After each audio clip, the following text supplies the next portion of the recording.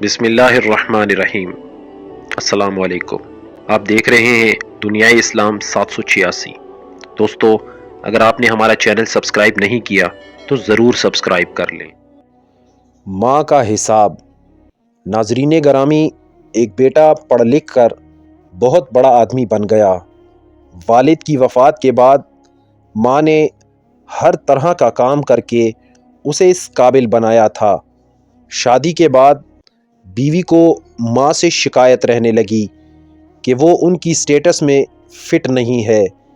لوگوں کو بتانے میں انہیں حجاب ہوتا ہے کہ یہ ان پڑھ ان کی ماں ساس ہے۔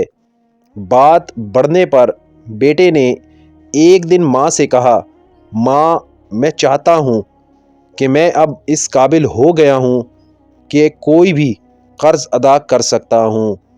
میں اور تم دونوں خوش رہیں، اس لیے آج تم مجھ پر کیے گئے اب تک کے سارے اخراجات سود سمیت ملا کر بتا دو، میں وہ ادا کر دوں گا، پھر ہم الگ الگ سکھی رہیں گے۔ ماں نے سوچ کر جواب دیا، بیٹا، حساب ذرا لمبا ہے، سوچ کر بتانا پڑے گا، مجھے تھوڑا وقت چاہیے۔ بیٹے نے کہا، ماں، کوئی جلدی نہیں ہے، 2-4 دنوں میں بات کرنا۔ رات ہوئی، سب سو گئے۔ ماں نے ایک لوٹے میں پانی لیا اور بیٹے کے کمرے میں آئی اور بیٹا جہاں سو رہا تھا اس کے ایک طرف پانی ڈال دیا۔ بیٹے نے کروٹ لے لی، ماں نے دوسری طرف بھی پانی ڈال دیا۔ بیٹے نے جس طرف بھی کروٹ لی ماں اسی طرف پانی ڈالتی رہی، تو بیٹا پریشان ہو کر اٹھ کر چیخ کر بولا کہ ماں، یہ کیا ہے، میرے بستر کو پانی پانی کیوں کر ڈالا؟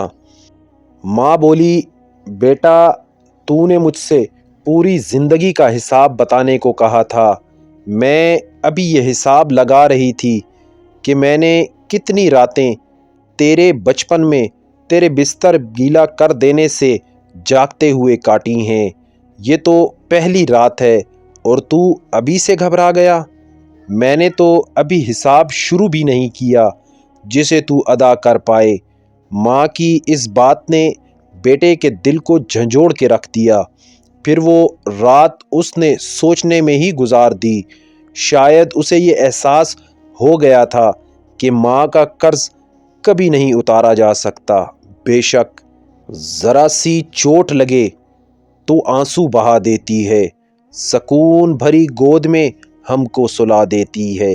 ہم کرتے ہیں خطا تو چٹکی میں بھلا دیتی ہے، ہوتے ہیں خفا ہم تو دنیا بھلا دیتی ہے۔ مت گستاخی کرنا اے دوست اس ماں سے جو اپنے بچوں کی چاہ میں اپنا آپ بھلا دیتی ہے۔ سبحان اللہ۔